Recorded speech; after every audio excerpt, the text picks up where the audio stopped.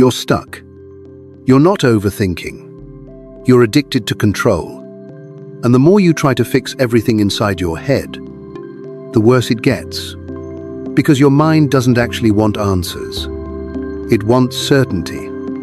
So it keeps replaying everything, every mistake, every possibility, every outcome, as if one more thought will finally make things clear. But it never does. And that's the trap. You don't get peace by solving every thought. You get peace by learning which thoughts don't deserve your attention. The Stoics understood this long before we did. They didn't try to silence the mind. They trained it. And once you understand how they did it, you won't just think less. You'll finally feel in control again. The first habit is simple, but most people never actually practice it. You are thinking about things you cannot control. And you already know that, but you keep going anyway.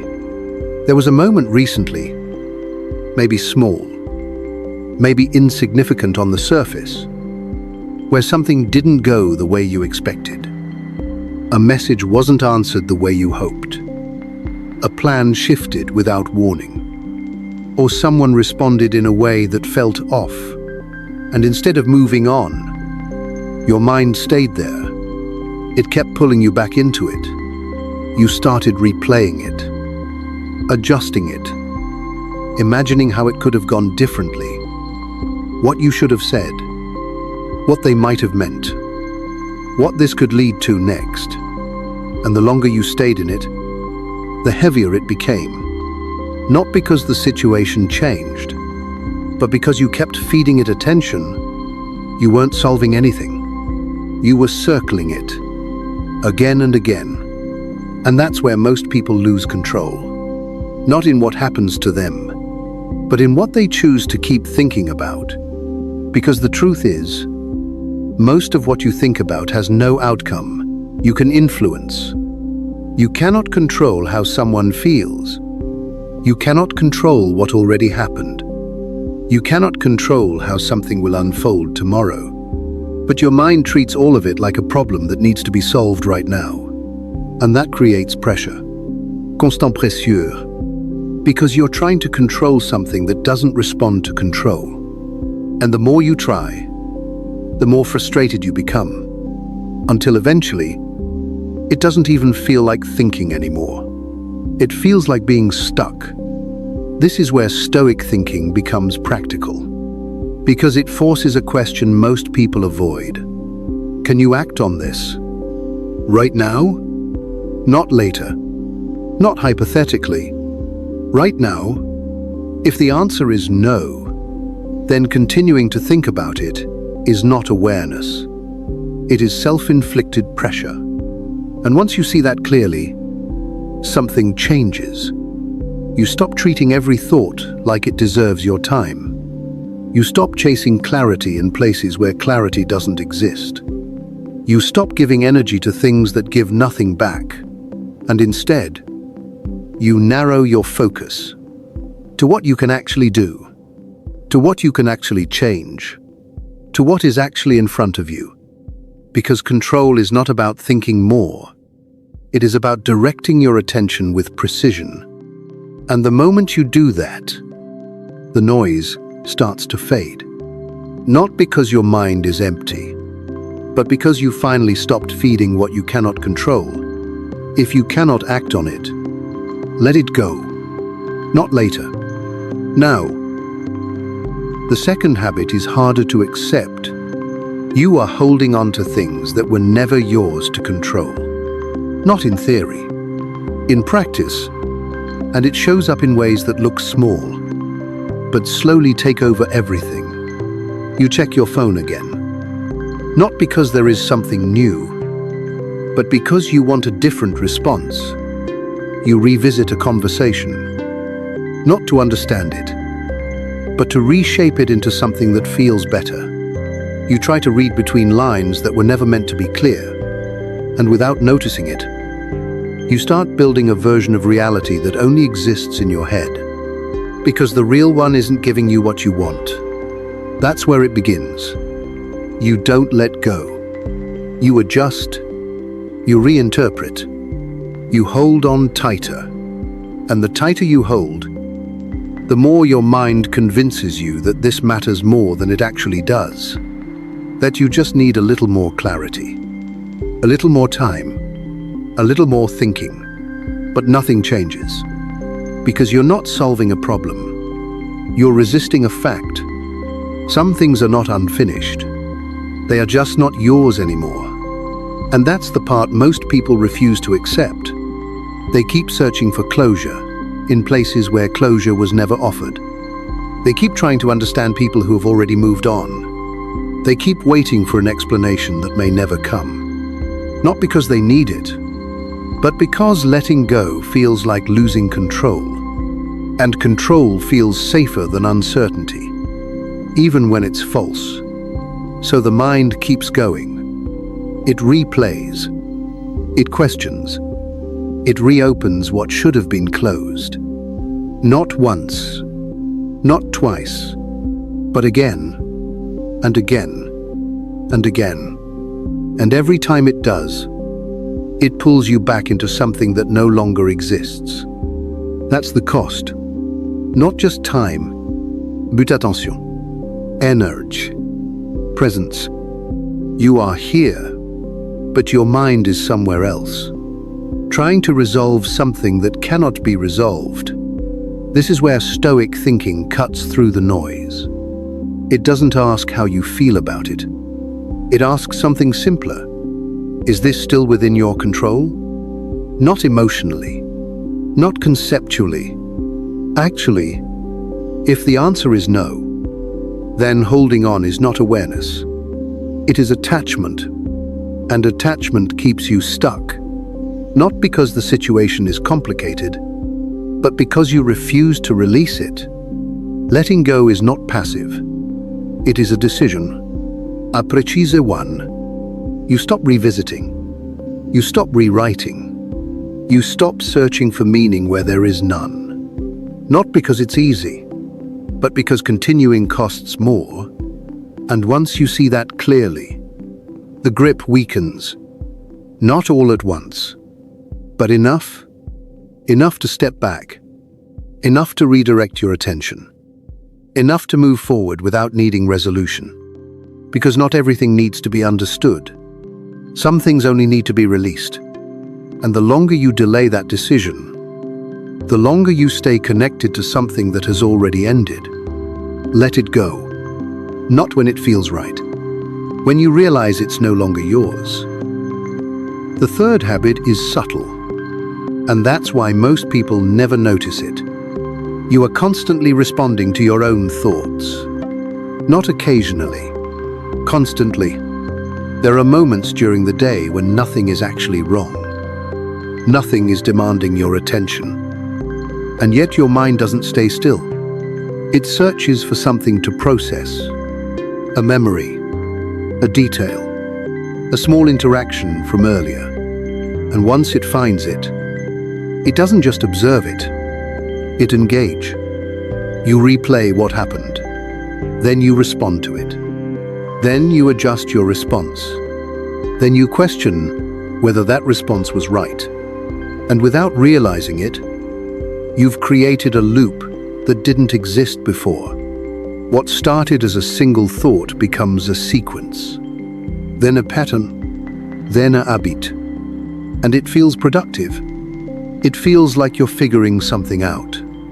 But you're not. You're extending it. You're adding layers that were never necessary. And each layer makes it harder to step away.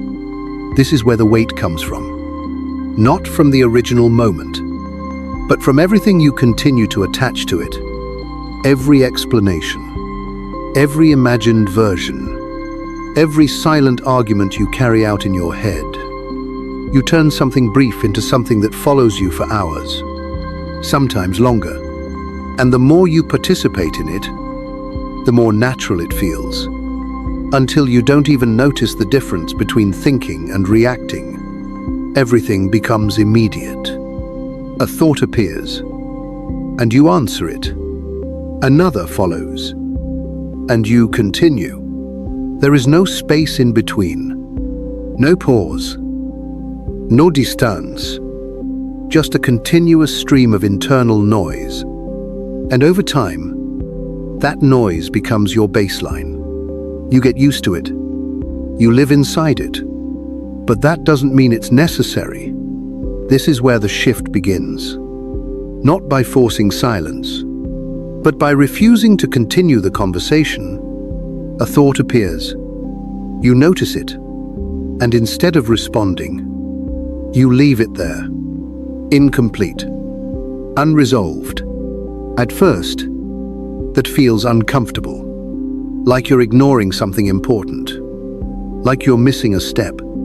But that feeling is temporary, because most thoughts don't need completion. They only continue because you engage with them. When you stop, they lose direction. They pass, and another may come. But it doesn't pull you in the same way. There is space now, a small gap between what appears and what you choose to do with it. And inside that gap, something changes. You are no longer inside the noise.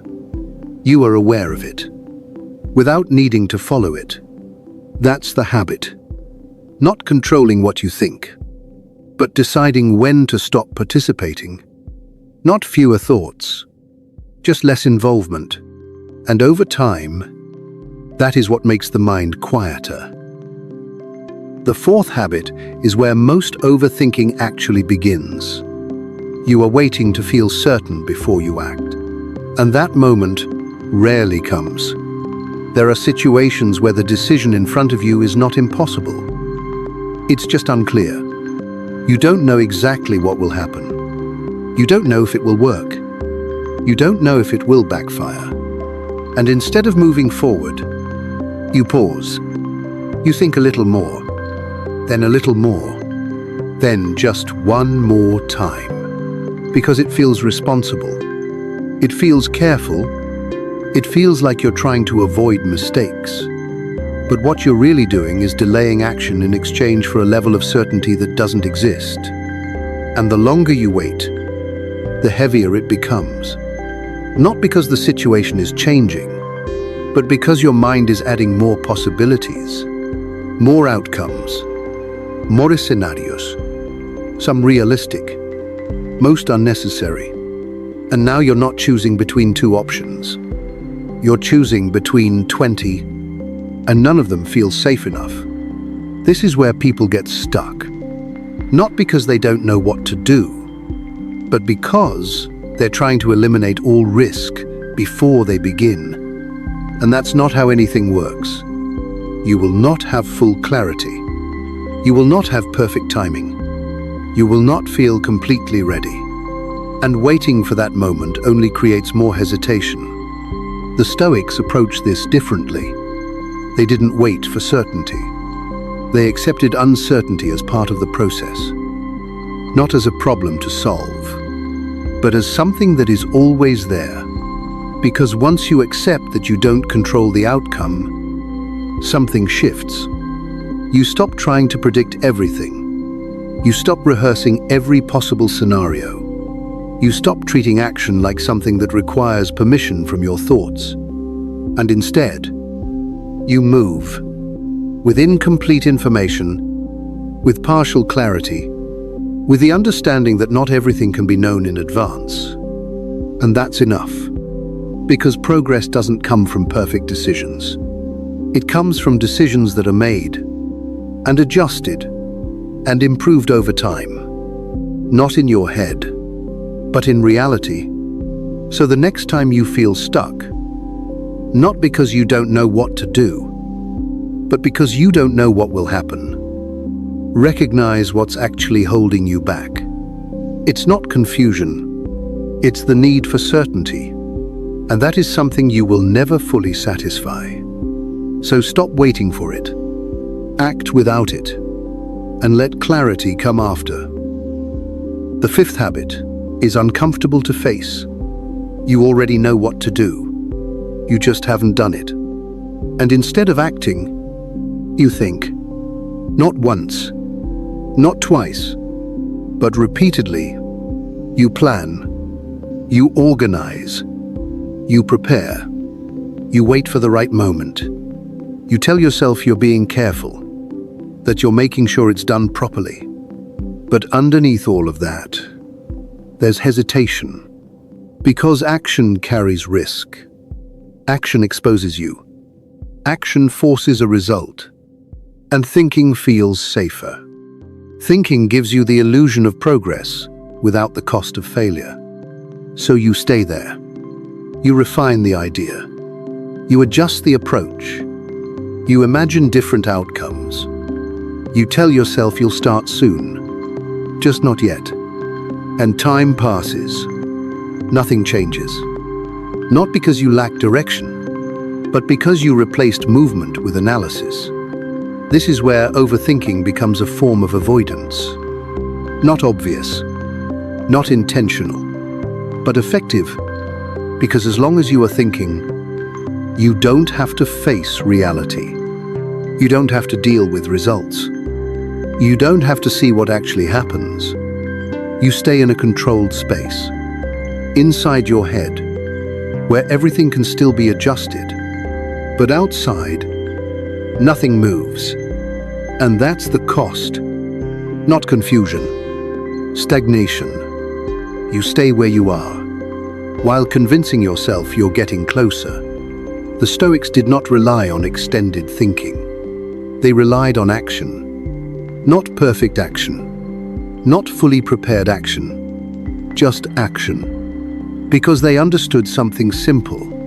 Clarity does not come before movement. It comes from it. You don't think your way into confidence. You build it through repetition, through doing, through seeing what works and what doesn't, and adjusting from there, in real conditions, not imagined ones. So instead of asking yourself if you're ready, ask something else. What is the smallest step you can take right now? Not tomorrow, not later, now. And take it, even if it's incomplete, even if it's imperfect. Because action reduces noise. It replaces uncertainty with feedback. It turns abstract thoughts into concrete results. And once you begin, something shifts. The resistance weakens. The hesitation loses its grip. Because you are no longer preparing to act. You are already in motion. And that is where overthinking starts to lose its power. Not when you understand more, but when you finally move. The sixth habit is simple to understand, but difficult to apply. You react too quickly. A thought appears, and you follow it. En émotion rise, and you become it. There is no distance, no pause, no separation, just reaction. You assume every thought is relevant. You assume every feeling is accurate. You assume every impulse deserves expression. It doesn't. Most of what you experience is automatic, not intentional, not considered, just immediate. And when you react without awareness, you reinforce it again and again and again. You train your mind to move faster, to jump sooner, to escalate quicker, until even small things feel intense. Not because they are, but because you never slowed them down. You don't question the thought. You become it. You don't examine the emotion. You act on it. You don't observe the impulse. You execute it. And over time, this becomes your default. Not awareness. Reaction. The Stoics rejected this entirely. They created distance, not by suppressing thoughts, but by refusing to follow them immediately. A thought appears. You notice it, and you wait. En émotion rise. You feel it, and you pause. An impulse forms. You see it, and you don't act. Not right away. That pause changes everything. Because in that space, you regain control. You are no longer inside the reaction. You are observing it. And once you can observe something, you are no longer controlled by it. This is not about becoming emotionless. It is about becoming deliberate. Not everything needs a response. Not everything needs expression. Not everything needs action. Some things only need to be seen. And left alone, the difference is small. But the result is not. Reaction keeps you unstable. Observation keeps you steady. And the more you practice that separation, the less power your impulses have. Not because they disappear, but because you stop obeying them. You are not your first reaction. You are what you choose after it. And that choice only exists if you create space. The final habit is not complicated, but it is the one most people avoid. You have to train your mind. Not once. Not when it feels right. Every day. Because none of this holds if you don't repeat it. You can understand every idea. You can agree with every point. You can recognize yourself in every pattern and still change nothing. Because awareness, without repetition, fades. Fast. The mind does not stay disciplined on its own. It returns to what is familiar, to what is easy, to what you've practiced the most. And for most people, that is distraction, reaction, overthinking. Not because they choose it, but because they never trained anything else. This is where responsibility becomes clear. You are not stuck because your mind is broken. You are stuck because it is untrained. And anything untrained will default to chaos. So the question is not whether you understand these habits. The question is whether you apply them consistently, when it's inconvenient, when it's uncomfortable, when it doesn't feel natural, because that's what training looks like. Not intensity, repetition. You don't wait to feel in control. You build it, slowly, deliberately, through small decisions, repeated daily. You catch one thought, you let one go. You pause, one reaction. You take one action, and you do it again tomorrow, and the day after, until it becomes automatic. Not because it's easy, but because you made it familiar. That's how control is built. Not in one moment, but in many small ones, done on purpose, every day. But now, you've seen the pattern, not once, repeated, across everything. You don't lose control in one moment. You lose it in small ones, quiet ones, the ones no one else sees. A thought you follow when you didn't have to. A reaction you allow, without pause. A moment you revisit, long after it ended. A decision you delay, waiting for certainty that never comes. None of it looks serious. Individually, it feels manageable. But together, it builds something heavier. A constant pressure. In the background, a noise that never fully stops. And you get used to it. That's the problem. You adapt to it. You call it normal. You call it awareness. It isn't. It's accumulation. Uncontrolled. Unfiltered. Uninterrupted. And over time, it shapes everything. How you think. How you react. How you move. Oh, don't. You hesitate where you could act.